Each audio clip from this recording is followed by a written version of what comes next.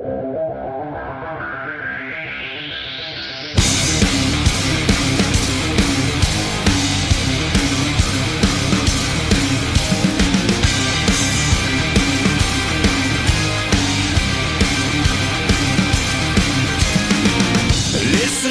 not a moment to spare. It's quite a drop from the top. So how you feeling down there? It's a cold, cruel, harsh reality. Caught, stuck here with your enemies. Who do you think you are? Tearing us all apart. Where did you think you could go? 'Cause everyone already knows it's 20 to 1. Yeah, so you better run. You got the world on its knees. You're taking all that you please. You want more, but you get nothing from me. You like the burden we bear. You love the hate that we share. You want more, but you get nothing from me. But enemies, enemies. So basically, after The Undertaker made his return, we're dealing with a thunderstorm right here. So this is a perfect time as any to talk about this. Hello, welcome to Raw Reaction, ladies and gentlemen. I am Nate the Effing Great, joined here by the always wonderful, sexy pinata himself, Mr. AJ Jensen. How are you, good sir? Pretty damn good. Just a little shocked that it's like early March and we're having a fucking thunderstorm here in Stevens Point right now. Are you really that shocked? Because, like I said, now that The Undertaker's back, I'm pretty sure that either this is a good sign or a bad sign. I'm not exactly sure at this point. Yeah, I don't know. I blame The Undertaker because he came out and then now we're having a thunderstorm. Yeah, no kidding. So, Monday Night Raw. Oh, boy. Such a relief from last night's bullshit. You know, I definitely agree. I will say this, though. I think that the first hour of Raw definitely was great. Second hour was meh. But then third hour, actually, I think kind of redeemed it quite a bit. So, I don't know. Your general thoughts before we get into it? Pretty much like I just said, it was a nice relief from one of the worst pay-per-views I can think of in recent history, that being Fastlane last night. Just, what in the fuck? I was very curious to see what was going to happen on Raw tonight, and I thought it was a very, very good Raw, probably one of the best Raws in the last month or so, in my opinion. And but yeah, just a great way to make us feel a little bit better about Raw, especially after how crappy Fastlane was last night. I do gotta say though, match of the night last night was hands down Neville and Jack Gallagher. Those two dudes tore the house down. That match was awesome as shit. Everything else pretty much sucked. Huge elephant balls. But yeah, those two killed it. Yeah, we're actually going to talk about a little bit about the Cruiserweight division actually in just a bit. But first, we got to kick things off with what happened on Raw, that being the confrontation that has been long anticipated for months, finally took place at the beginning of Raw, and that being Chris Jericho and Kevin Owens. Beautiful, beautiful promo by these two. Jericho was such big as a heel, and then when he went to being a babyface, you knew he was just going to be a bigger star coming into this. Holy cow.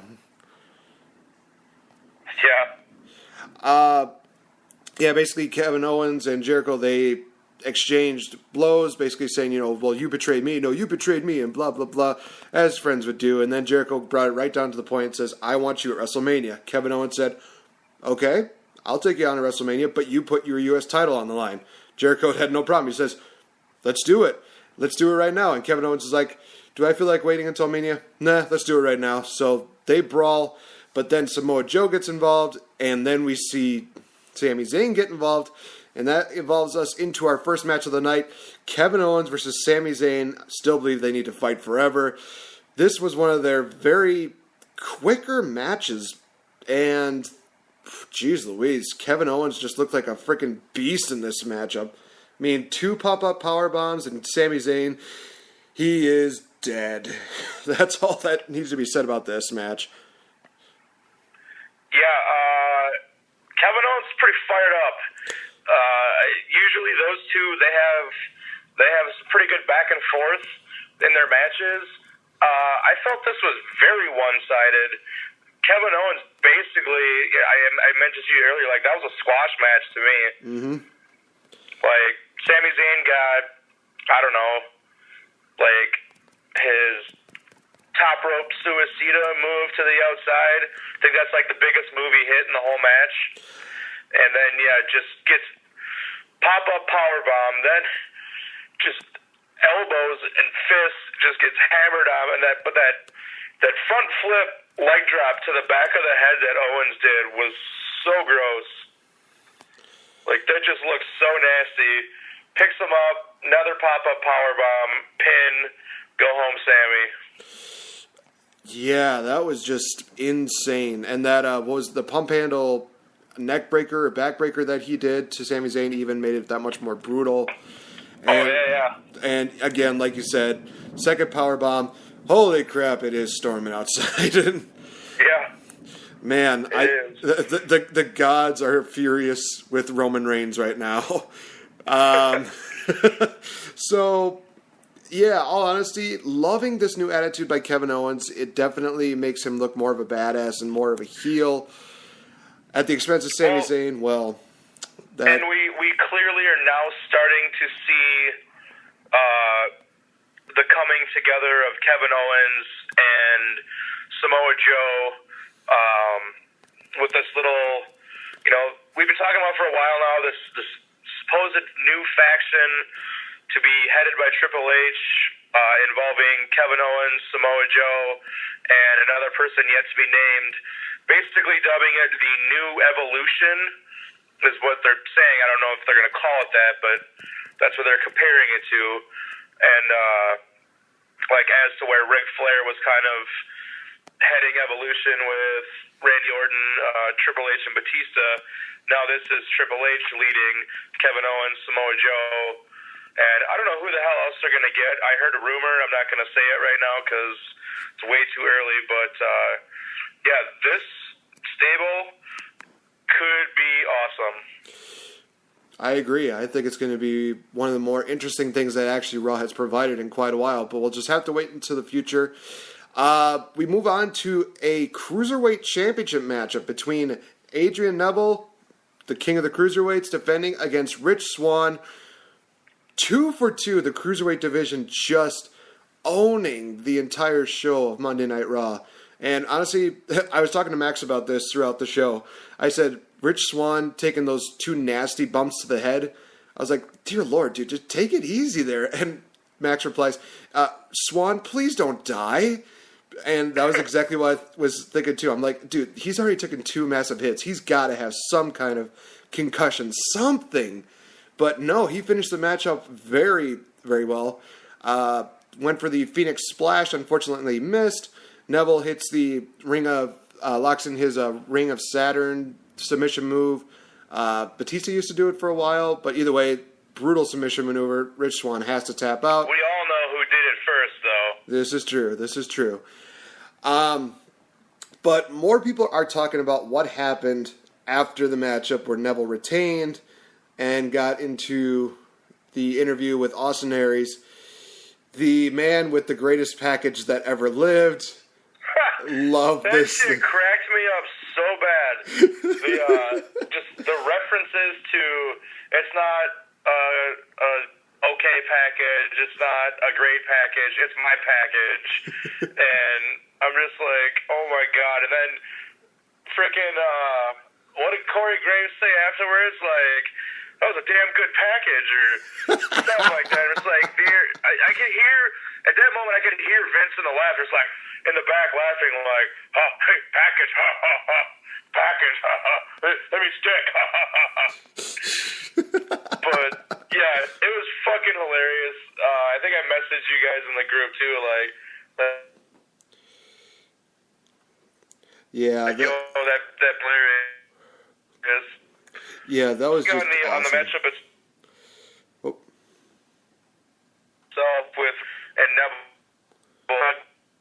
Good last night, but I I'm pretty big fan of Rich Swann. I like what I've seen out of him ever since he's come to the WWE. And Neville, I cannot say enough about Neville. I will talk anyone's fucking ear off about Neville right now. About this is the best he has been since he's been in the WWE. He needs to stick to this. Because him being heel and this new attitude that he has, it is so good. It is better than that stupid Mighty Mouse superhero gimmick he was doing before with a dumb cape and everything. And yeah, I'm loving everything he's doing. Yeah, and again, that also just built up to Adrian Neville confronting Austin Aries, and we get Austin Aries' chance, and then Austin Aries just says, well, you know something, I got a question for you, but it's more of a statement. Boom, knock to the face, boom, rolling elbow, and making his intentions known. The crowd just lit up. Holy cow. They loved Austin Aries. They loved what Austin Aries did tonight. And honestly, please, for the love of God, please, Austin Aries versus Neville, I want so badly to have this matchup. Triple H, just shut up and take my money on Double A versus Neville at WrestleMania for the Cruiserweight title. Just shut up and take my money. Good Lord, yes. We go from that to one of the biggest sinkholes of the show. Goldberg coming out as your... Sorry, I just threw up in my mouth a little bit. Goldberg as your new Universal Champion. Oh, gosh. Sorry. No, I'm puking.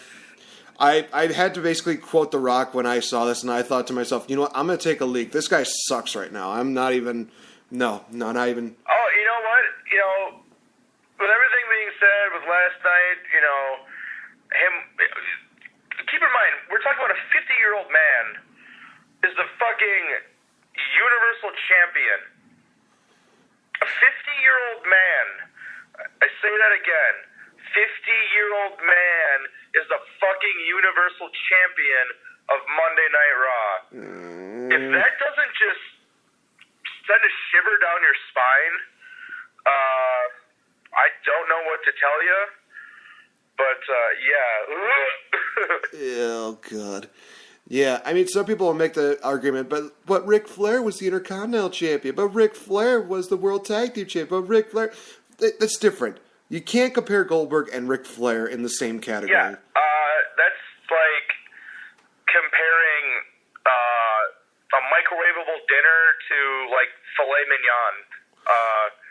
Sorry, Ric Flair can be champion no matter what age he is because he's fucking Ric Flair. Goldberg, Mr. I can't wrestle more than 5 minutes.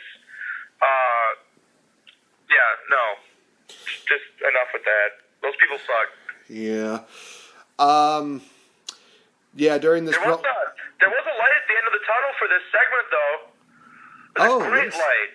A huge light. Please, by all means, tell us. Beastly-like light by the name of Brock Lesnar. Just destroying Bill Goldberg. The first time I think we've seen him take an F5 in, a while. It's been a long time, yeah. I think it's been since 2004.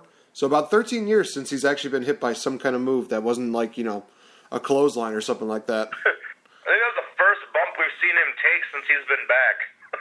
That is true. That is actually a good point. A door did more damage to his head than Kevin Owens. Yeah, no kidding.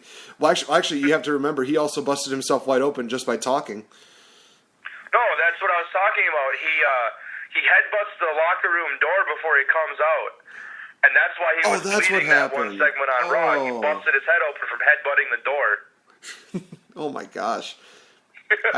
I kind of like my theory better. He just started talking, and then his brain just starts bleeding out of his head.